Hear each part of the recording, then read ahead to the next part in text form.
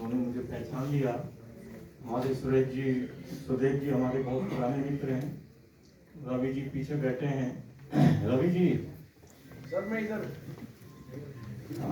इधर आ गए हो। तो गौतम जी से कुछ परिचय हमारा हुआ। गौतम साहब तो 40 साल पुराने हमारे साथियों। मुझे अच्छा लगा और मैं ये कहना चाहता हूं कि गौतम जी ने लाखों रुपए की बच्चों को मदद की, भाई मेरी मदद क्यों नहीं हुई?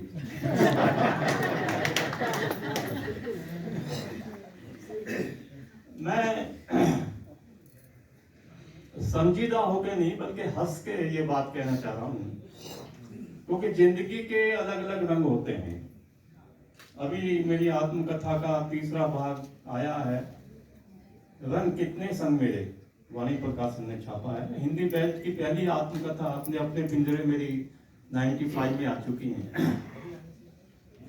साथियों, आप आज जो मुझे देख रहे हैं वो सुंदर चेहरा भी है, थोड़ा उम्र ढलान पर है, कपड़े भी अच्छे पहने हुए हैं। कभी वक्त मेरा था कि कदम साहब जानते हैं बेहतर, माता प्रसाद जी जब गवर्नर होते थे पार्लियामेंट स्ट्रीट पे, मैं चप्पल पहन के ढीले ढाले कपड़े पहन के दाढ़ी बड़ी हुई होती थी और मैं कभी माता प्रसाद जी गवर्नर गाड़ी से उतर कर मुझे देख लेते थे, मैंने लिखा है ये, और ऐसे बाहों में ले लेते। तो वो जीवन मैंने जिया है, कम से कम 2-4 महीने नहीं, लगभग 10, 15, 20 साल मैंने जीवन जिया है। माने संघर्ष करना और लिखना, गांव में जाना, बस में जाना, टेम्पो में जाना, बैठ के लिखा।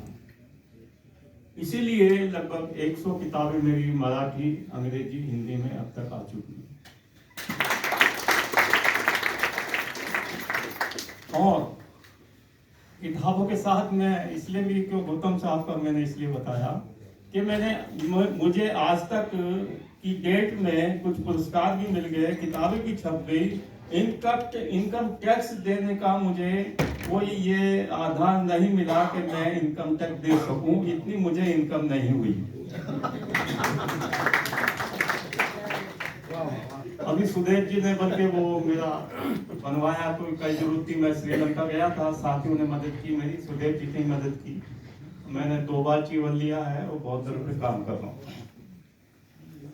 तो जीवन में मतलब जिस तरह का भी जीवन होता है वो अच्छा होता है, और बहुत सारी चीजें मैं नहीं कहूँगा, समय का मतलब सीमा है मेरे साथ। बात कुछ अच्छी बातें कह के अपनी बात खत्म करूंगा। साथियों, जैसे अभी क्रेन बनाने वाले शख्स ने बात की, तो मैं आरंभ से यही कहता रहा हूं कि दलित समाज के लोगों को जीवन के हर क्षेत्र में पदार्पण करना चाहिए, दस्तक देनी चाहिए, अपनी साख बनानी चाहिए। आप गरीब हैं, अमीर हैं, आप झोपड़ी में रहते हैं, महल में रहते हैं, कहीं भी रहते हैं, लेकिन आपके अंदर अगर इच्छा शक्ति है तो आप बहुत कुछ कर सकते हैं। मैं आरंभ से नास्तिक रहा हूं, मैं किसी ईश्वर को नहीं मानता हूं, इसलिए उस पर भी मैं 2 मिनट बात करूंगा। जो सुदेश जी ने कहा कि शमशान भूमि में जाके कहानी लिखता था, मेरे पिताजी ने 1942 में हाई स्कूल किया, 2 साल बाद उनकी नौकरी लगी थी मेरठ में रहना। मेरठ में मैं लेक्चरर रहा, और लेक्चरर से लेके आज तक मैं 18 नौकरी करके छोड़ चुका प्राइवेट। और इसीलिए साथियों, मुझे आज की डेट में कोई पेंशन नहीं मिलती है, और आज भी मैं लगभग 10 घंटे काम करता हूँ, और उसका मुझे पैसा मिलता है, और जितना भी मिलता है मैं खुश हूँ मैं, क्योंकि मैं ऐसा मानता हूं कि ये सारी चीजें जो है ना वो केवल मन से हैं। मन हमारे पास क्या है, बहुत सारे सोचते हैं, तो अगर बहुत सारे सोचते हैं हमारे पास कुछ नहीं। तो जैसा सुदेश जी ने बताया कि मैं लगभग पूरे देश में घूम चुका हूँ, रेलवे में एडवाइजर रहा हूँ, 4-5 साल देश घूमने का मुझे अवसर मिला। और तो एक छोटा सा बच्चा, मैं जब आगरे जाता था जगह जगह, कभी वो पहले मुझे अंकल जी कहते थे, जब दाढ़ी वाड़ी बढ़ गई मेरी बाद में तो बाबा जी आ गए, बाबा जी आ गए। तो जिस घर में भी मैं जाता था उस घर में मुझे सम्मान मिलता था। सबसे बड़ा सम्मान वो है साथियों का। कि नागपुर में जाता था, वहां मैंने मराठी भाषा सीखी, वहाँ गड्डी गोदाम, वहाँ सबसे गरीब लोग रहते थे और वहीं मैं फर्श पे सोता था, वहीं उनकी मतलब पत्नी सोती थी, बेटी सोती थी, बहनें सोती थी, कोई ऐसा कोई ये नहीं है, और हम आराम से जो बनता था वो खाते थे। कहने का मतलब ये है साथियों कि जीवन के सभी रंगों से आपको गुजरना पड़ता है। मैं डीएवी में भी रहा, मैं आई वाज ए डेमोन्स्ट्रेटर, एक रेडियो प्रोग्राम देखता था, हिंदी के लिए लिखा मैंने, लगभग 2-3 फीचर फिल्म भी लिखी, वो डब्बे में बंद हो गई, लेकिन टेलीफिल्म भी लिखी, रेडियो के लिए नाटककार भी मैं रहा, मंडी हाउस में प्ले वगैरह किए।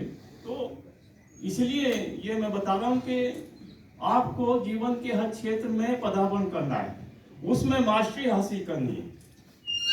और जो बात आपने कही कि हर जगह आप माने अपनी जाति को माथे पे मत चिपकाइए, ये मैं आज की डेट में बात कर रहा हूँ। क्योंकि मैंने अभी करदम जी को बताया था, वो दूसरी बात मैं और बताना चाह रहा हूँ कि आपको एक स्ट्रैटेजी अपना के काम करना है, आगे बढ़ना है। सभी जगह भाले और राइफल और गोली बंदूक लेके काम नहीं चलता, सभी जगह शोर मचाने से काम नहीं चलता।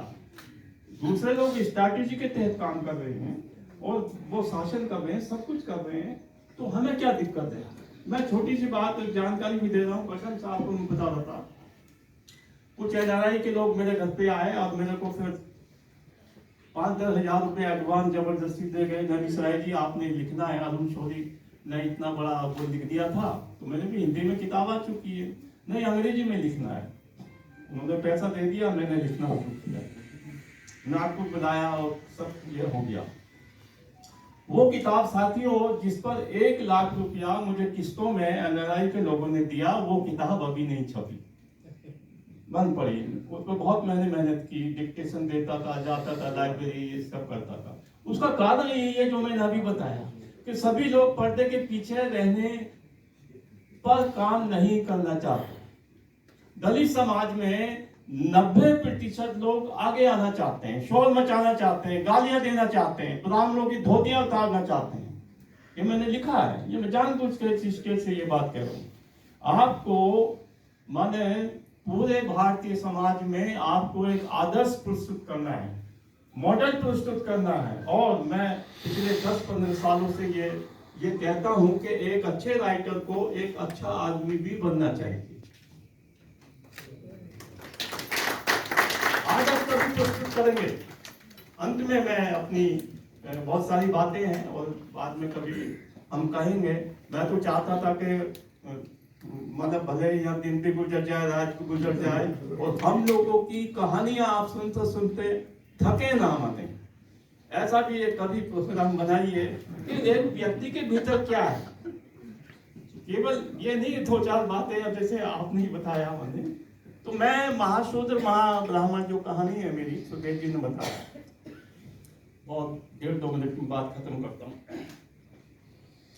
क्या हुआ कि मेरठ में, मैं आई बिलोंग मेरठ, मैं वहां लेक्चरर था पहले। मेरे घर में कोई डेथ हो गई और शमशान भूमि में 2 कैरेक्टर होते हैं, एक महाशूद्र होता है, एक महाब्राह्मण होता है। महाशूद्र माने जिनको चंडाल बोलते हैं, महाब्राह्मण जो मंत्र वगैरह पढ़ते हैं, ऐसा कुछ। घर में डेथ हो गई और वो महाब्राह्मण नाम का जीवंत पात्र जो है ना वो आ नहीं रहा था, उसको देर हो गई, पता नहीं क्या हो गया, और शमशान भूमि में हम इंतजार कर रहे हैं तो वो आया नहीं। तो मेरे को बड़ा अजीब लगा, आधा घंटा 1 घंटा हो गया। तो वहां से वो कहानी लिखने का प्लाट मेरे भीतर आया मानिए।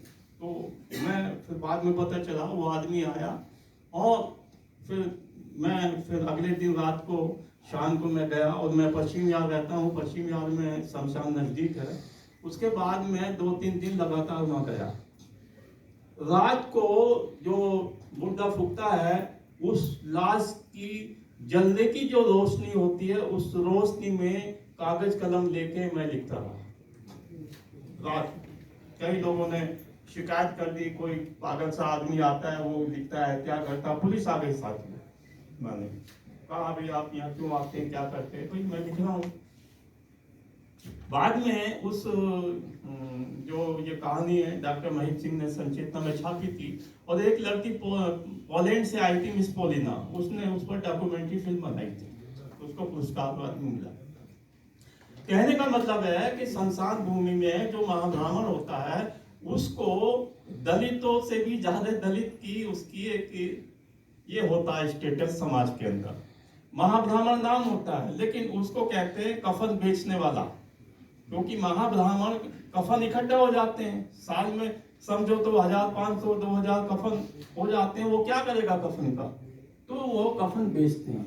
उसका बेटा है तो वो कहता भाई आप तो पिताजी ऐसा काम कर रहे हैं, इसको छोड़ते क्यों नहीं? अरे जो हम महाब्राह्मण कहते हैं, महाब्राह्मण मतलब आप समझते हैं बड़ा महाब्राह्मण होगा, लेकिन उसको फिर महाशूद्र को महाब्राह्मण। एक मिनट, नहीं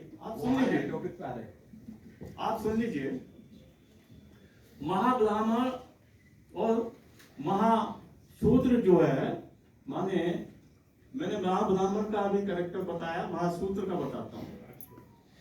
तो उसको बेटे कहते हैं कि भी वो छोड़ दीजिए और ये ऐसा ठीक नहीं है। जो महाशूद्र का जो करेक्टर है, जो जिसको चंडाल बोलते हैं, उसकी हैसियत तो और भी ज्यादा गिरी हुई है।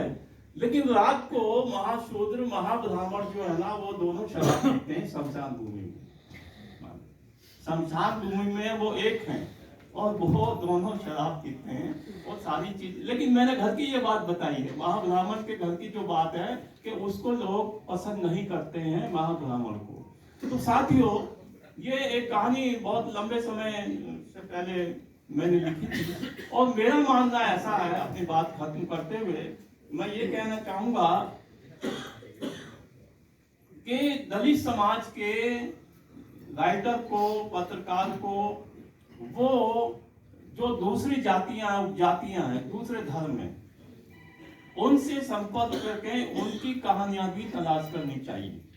केवल हमारी जाति, यानी कि मैं जिस जाति का हूं, उसके अनुभव होते हैं, उसके बिल्कुल नजदीकी होते हैं, उससे इतर जो दूसरे लोग हैं, माने जो दूसरा काम करते हैं, जो बोझा ढो रहे हैं, जो प्रेस कर रहे हैं, जो काफी रिक्शा चला रहे हैं, तो उन पर भी हमें साथियों काम करना चाहिए। और मैं अपनी बात खत्म करते हुए, मैं पत्रकार रहा, आरंभ नवंबर टाइम्स से शुरुआत किया, जनसत्ता से शुरुआत किया, अखबार निकाले, और मान्यवर कांशीराम जी जब थे तब मैंने नौकरी छोड़ी और बहुजन संगठक, आई वाज एक्टिंग एडिटर।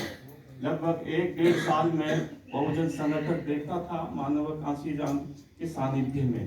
तो ये सारी चीजें साथियों पिछले माने लगभग 62-63 सालों में होते रही। 60 साल, मेरी उम्र 75 साल है, और 10-12 साल से मैंने लिखना शुरू किया। अंतिम बात यह है कि बंबई में 16 साल की उम्र में गया, बेचैन साहब को तो पता है, मतलब उसके लिए, और एक बस 3-4 लाइन की बहुत संक्षेप में कविता लंबी है, वो सुना देता हूँ। बंबई में समंदर के किनारे मैं जा रहा था, उस पर फिल्म भारत सरकार ने बनाई, गवर्नमेंट ऑफ इंडिया ने। A man lying on the road, people come see and go away without taking anything. A man lying on the road. बड़ी लंबी कविता है। क्या हुआ कि एक व्यक्ति पड़ा हुआ है फुटपाथ पे और उसको कोई देख नहीं रहे। बंबई की लाइफ बहुत भागम भाग है, और तो मैं वहाँ बैठ गया और मैंने देखा भाई आदमी पड़ा हुआ है, इसको लोग क्यों ध्यान नहीं दे रहे हैं। तो मैंने वो कविता उसी समय लिखी। साथियों, वो आदमी मरा हुआ था फुटपाथ पे, वो आदमी मरा हुआ था और उसकी कोई देखभाल नहीं थी, कोई देख नहीं रहता। वहीं बैठ के वो मैंने कविता लिखी साथियों। धन्यवाद।